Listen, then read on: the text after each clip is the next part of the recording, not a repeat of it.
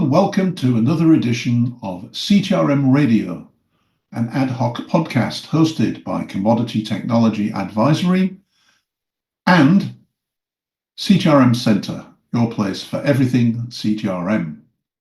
My name's Gary Vasey, and today I'll be talking with Sunil Biswas, who's CEO of ION Corporates.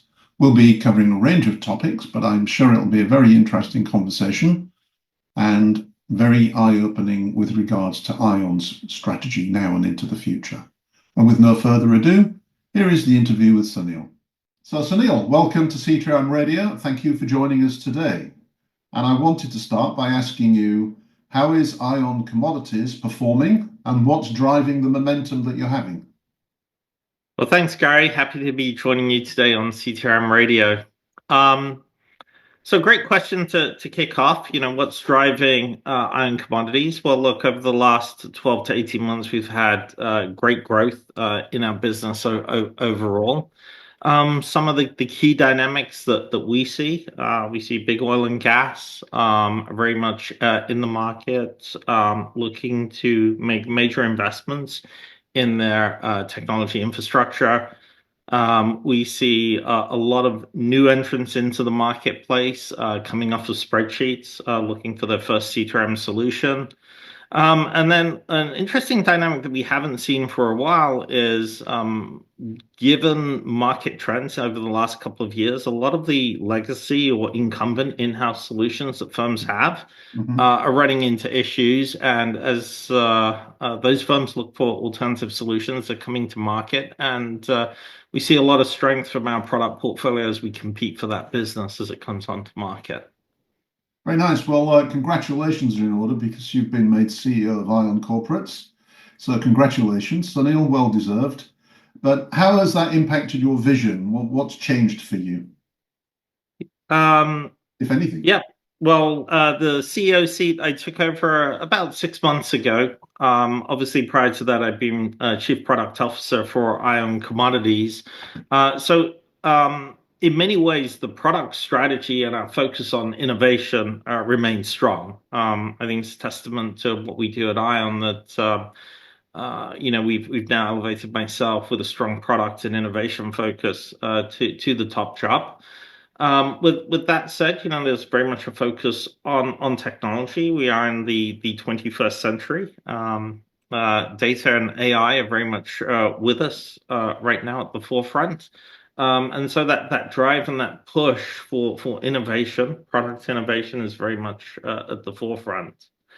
Obviously, what we do is we service the needs of our customers. And one of the things that we are definitely pushing forward with, and I've already instituted, is a push into what I call a broader reach of engagement and partnership with our customers.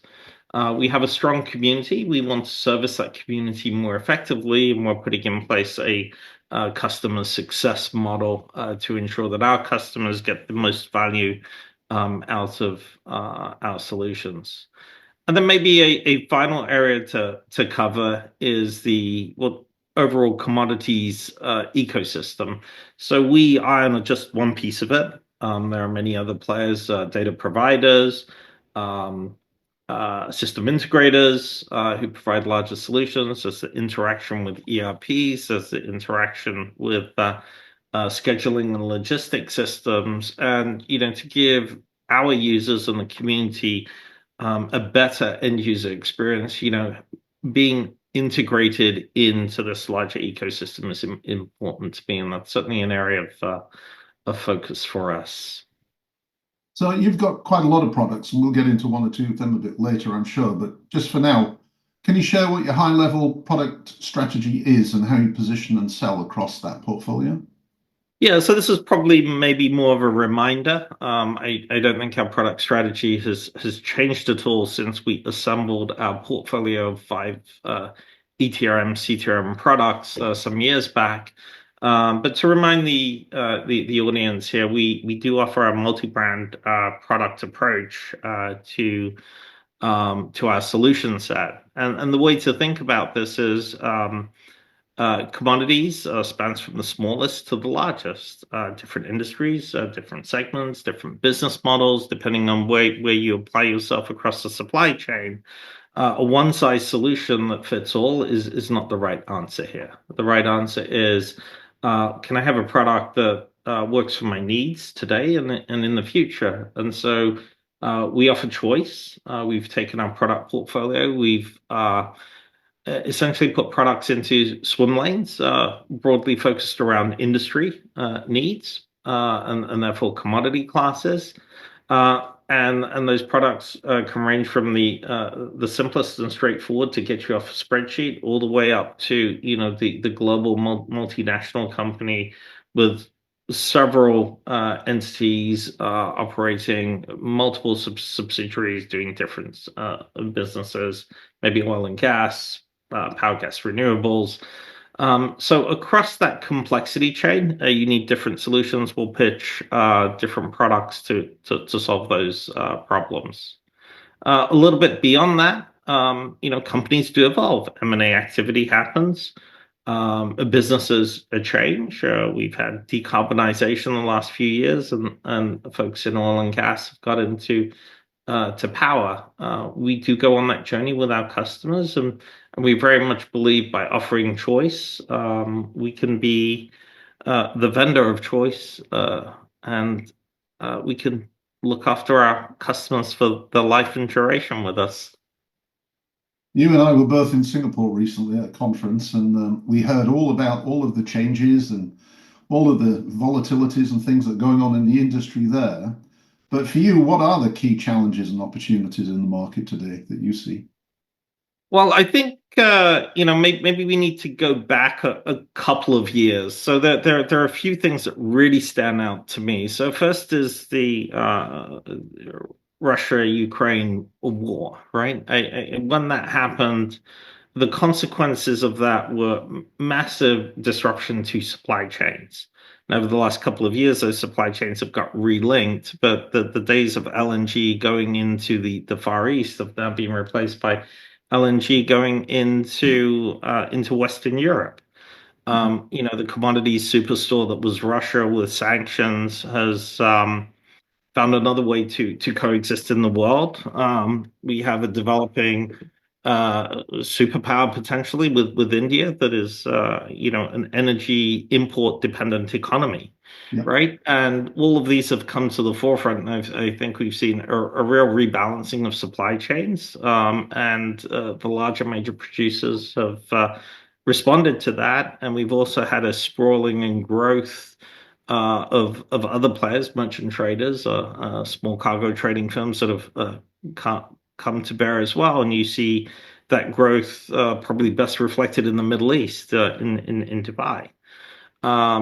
Elsewhere, and you mentioned Singapore, I think they came out of COVID a little bit slow, but they're bouncing back as well. So the first trend is this macro sort of like rebalance of supply chains. I think the second one, which is clearly recent, is we were all on a march to clean energy with energy transition. Then a few months ago, obviously, a new administration here in the US that is clearly sort of like rebalanced a return to fossil fuels to some degree. Look, I don't think that's a total rollback of everything that was going on here in the US, but I certainly do believe whether we were at peak oil before, we'll stay at that peak for a while yet. There's a lot more longevity there, and that's in part why I think why we've seen continued investment in CTRM technology from big oil and gas. Europe continues to push forward on energy transition, and I think maybe the decoupling with the US on multiple factors, energy security becomes key and paramount now. And I suspect Europe, if anything, will probably accelerate its push to renewable power and fuels. Okay. So let's talk a little bit about some of the products specifically. One thing that we've noticed at Comtech is just how well Aspect seems to be doing. So, what's driving its success, do you think? Yeah, it's interesting. So, I mentioned we have a portfolio of 5 products. Aspect is our most flexible solution, and I think that's what really differentiates it. So, in what way do we measure flexibility? Well, time to market. So if you're looking for your first solution and you want something plugged in weeks, you go to Aspect. And so as an entry point into CTRM to put control into your business, Aspect does very well. Aspect also has the right mix of what I would call sophistication with standardization. And what we mean by that is, there's no intellectual property in booking a trade a certain way. There's no intellectual property about, posting to a general ledger. There's no intellectual property these days in reporting to regulators. It's all standardized. Use the standard solution.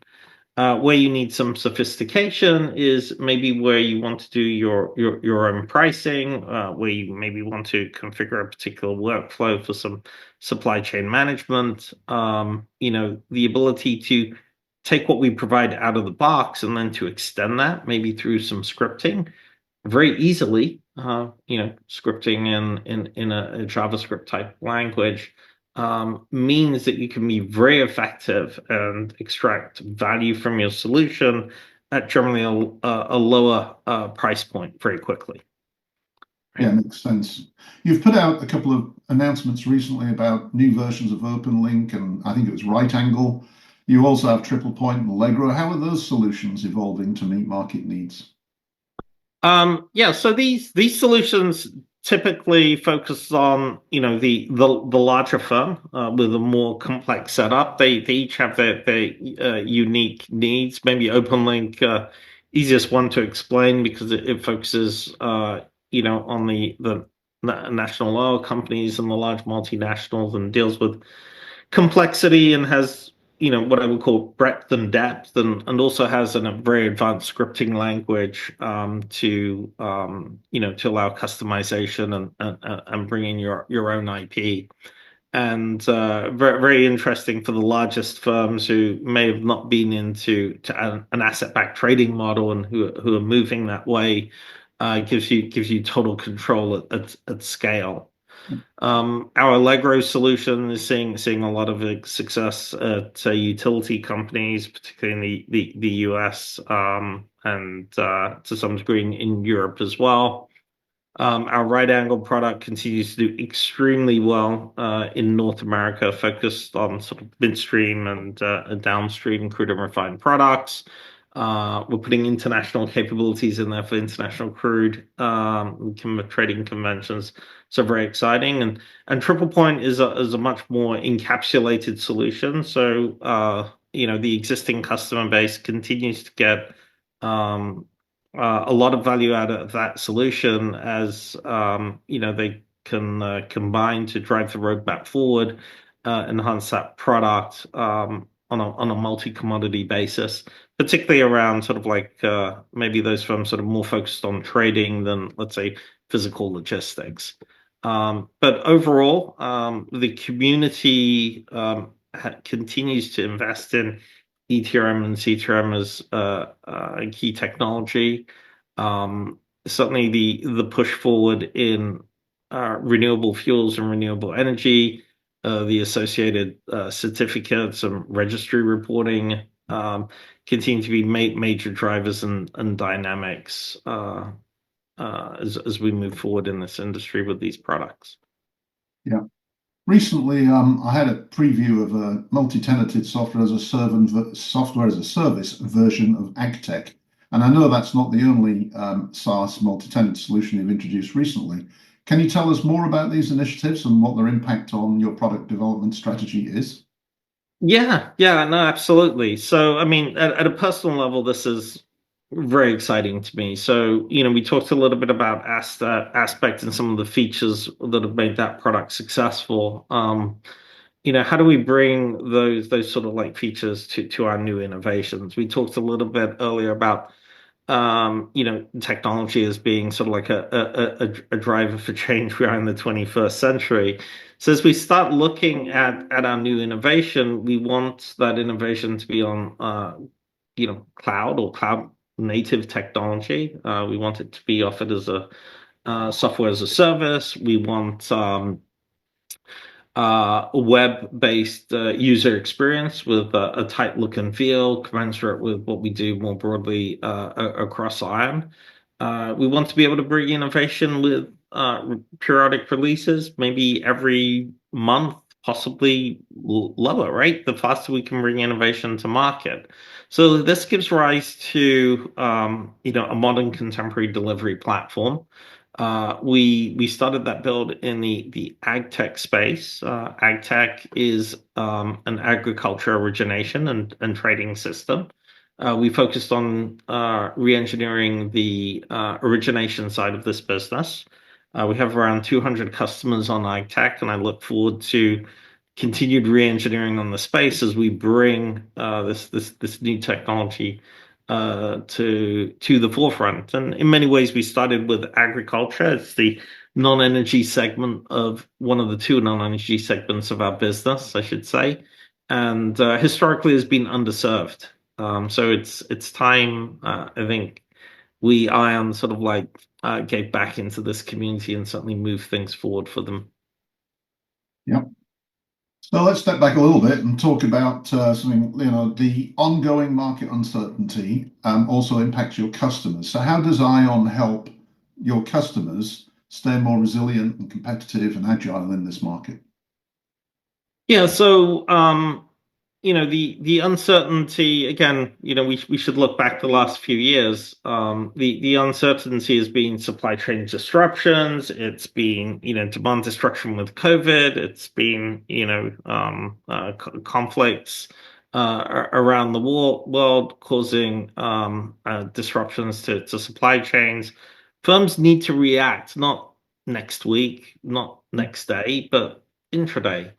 And what firms are looking for is, well, where's the information? It's locked up in my CTRM. How do I get it out? How is it visible? How do you help me in decision support? And how do you help me intraday, real time?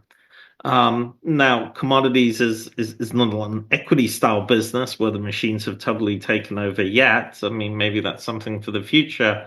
But being able to get information in front of our users, whether it's exposures, whether it's risks, whether it's inventory, and whether that's distributed, through the supply chain, these are all important concepts. So increasingly, what we're doing for our customers is focusing on data and improvement for decision support. I think along with that comes another area, which is trade volumes are going up. The larger trades are being hedged at shorter maturities. Power markets continue to evolve, and granularity is coming down. 15 minutes, 5 minutes.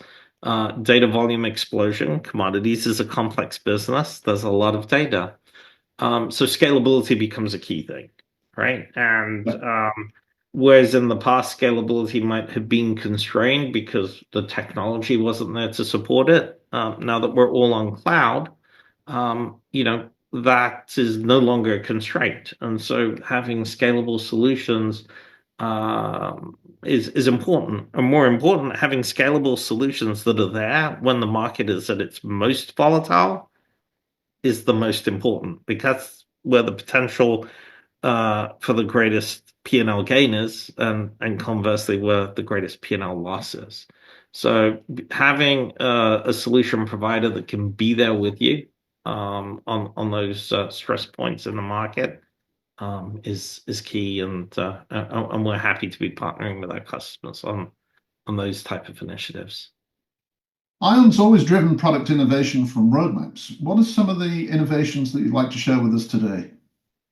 Oh, great question. Yeah, we really enjoy working on our roadmaps. It's a difficult thing to do because there's always competing demands from across the portfolio. But we look to tie into long-term trends. So I talked a little bit earlier about sort of like volatility in the market. So streaming exposures, streaming risk, limits management. Being able to deliver that all time on a real-time basis is important. So we've launched a new streaming risk platform, but it does more than just risk. Covers all those measures that I just talked about, and being able to deliver that across your enterprise, so it doesn't matter where you sit in your firm, you're able to get access to a single source of truth around risk and exposures. That's one. Another trend that we've seen, obviously, and this is coming out from the sort of like clean energy space, biofuels. Biofuels has certainly been big for us. Ethanol.